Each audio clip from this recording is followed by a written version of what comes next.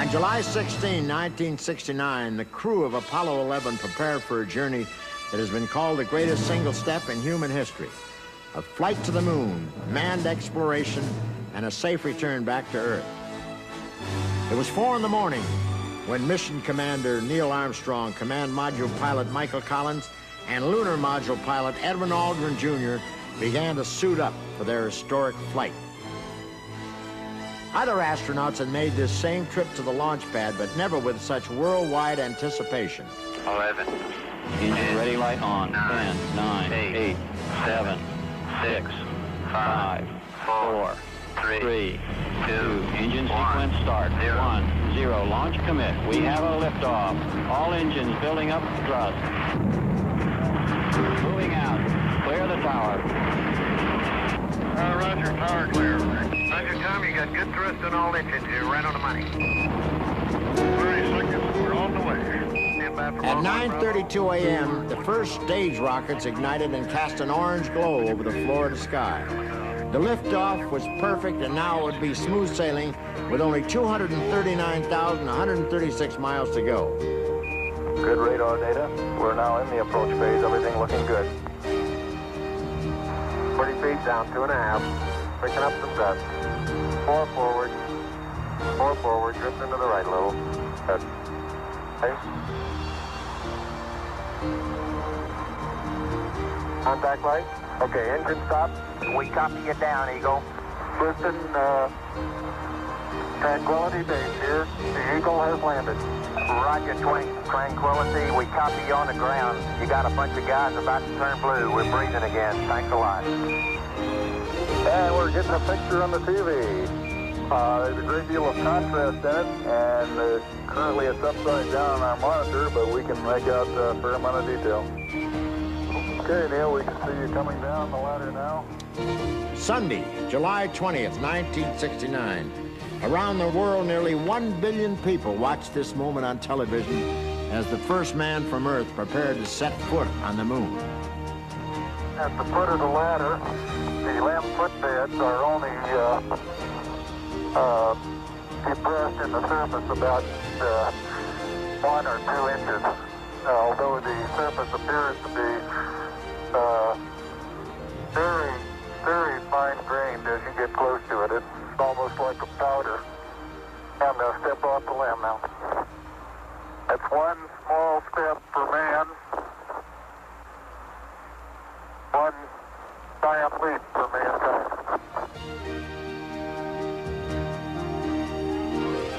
Here's Buzz Aldrin coming down to join Neil, and together they performed a number of scientific experiments. Along with medals honoring their fellow astronauts who lost their lives in the space effort, they left a plaque that read, "Here men from the planet Earth first set foot on the moon, July 1969 AD. We came in peace for all mankind." And just before they boarded the lunar module for the return trip, they planted the first American flag on the moon. And the flags were out for them when they got home, too. What a reception they got. And they earned it. Here he is, ladies and gentlemen, Neil Armstrong, right here.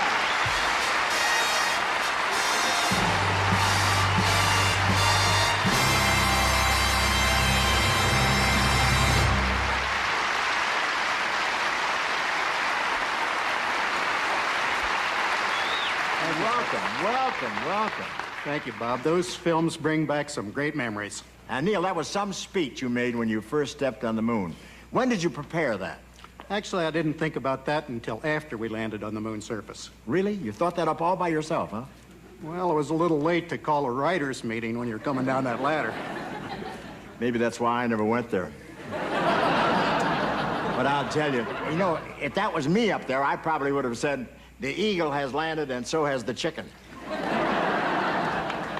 But, Bob, that trip was a perfect example of teamwork. Thousands of people working on an unprecedented project like that, and nothing serious went wrong. I'm not sure about that. I heard a nasty rumor that you left home without your American Express card. Neil, before becoming an astronaut, you were a test pilot at NASA's Flight Research Center at Edwards Air Force Base in California, right? That's right, Bob. And according to the records, you flew over 200 different models of aircraft, including jets, rockets, helicopters, and gliders. Boy, you're not afraid to face danger, are you?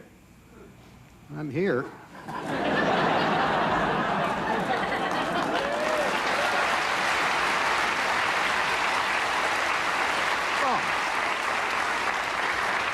And you gotta laugh, but I'm glad. Tell me, when did you first learn to fly? When I was 15, Bob. Oh, you're kidding. 15? When I was 15, the closest I came to flying was having a propeller on my beanie. Neil, a lot of people might not know this, but I should be calling you Professor. Well, I used to teach and do research at the University of Cincinnati.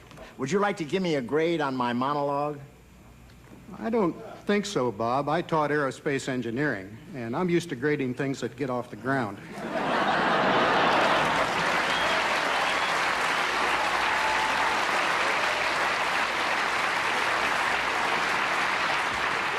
Is it unpatriotic to kick an astronaut in the shins? Bob, that didn't come out the way I meant it. It was a brilliant monologue. I'd give it an A+. Nice cop-out. Thank you. A short time after Neil came back from the moon, he appeared with me on some of the shows we were doing in Vietnam. I'd like to show you some of those clips right now. I've had the privilege of meeting some outstanding men in our time, but the very quiet and soft-spoken young man you're about to meet now is a part of a team that provided this world with a thrill they will not soon forget. Ladies and gentlemen, the first man to set foot on the moon, Neil Armstrong, right here.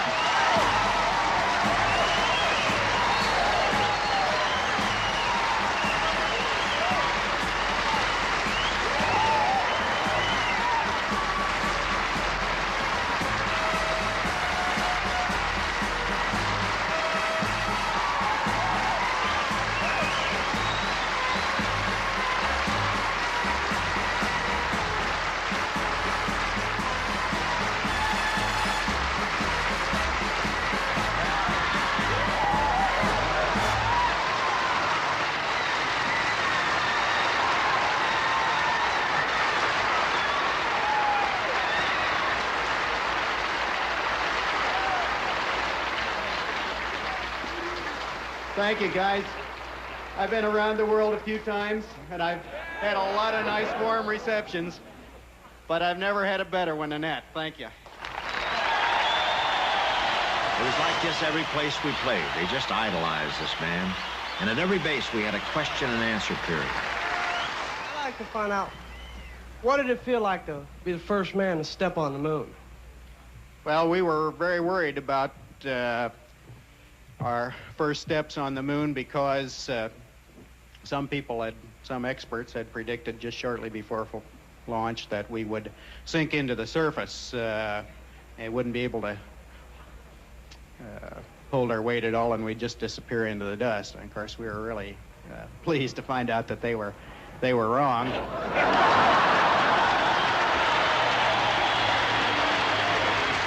a minute.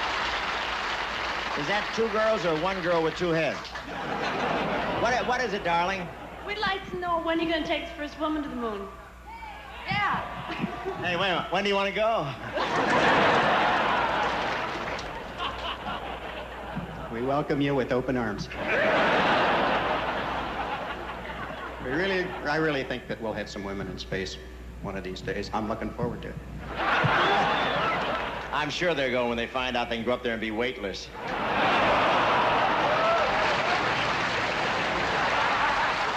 Thank you. What's your question, son? Did you get extra pay for going to the moon? Yeah, as a matter of fact, I did. But they deducted 50% for government quarters available. And then they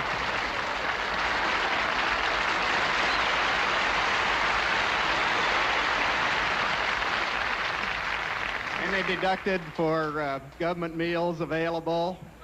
And by the time I got done for the whole trip to the moon back, quarantine, and 8 days down to Cape Kennedy before the flight, I got $43.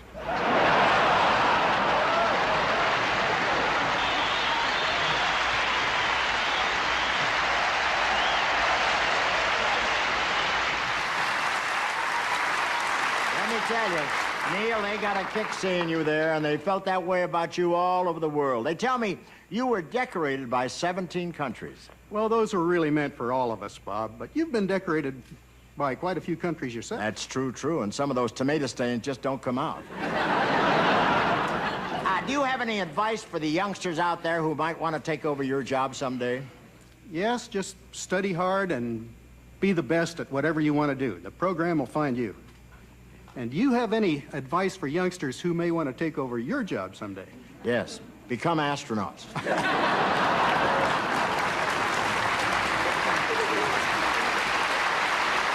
Bob, NASA's first 25 years were spectacular. And if they can continue to get young people with strengths in science and mathematics, I'm certain the next 25 can be even better. Well, you certainly gave them a great start. Thank you. Neil Armstrong, ladies and gentlemen.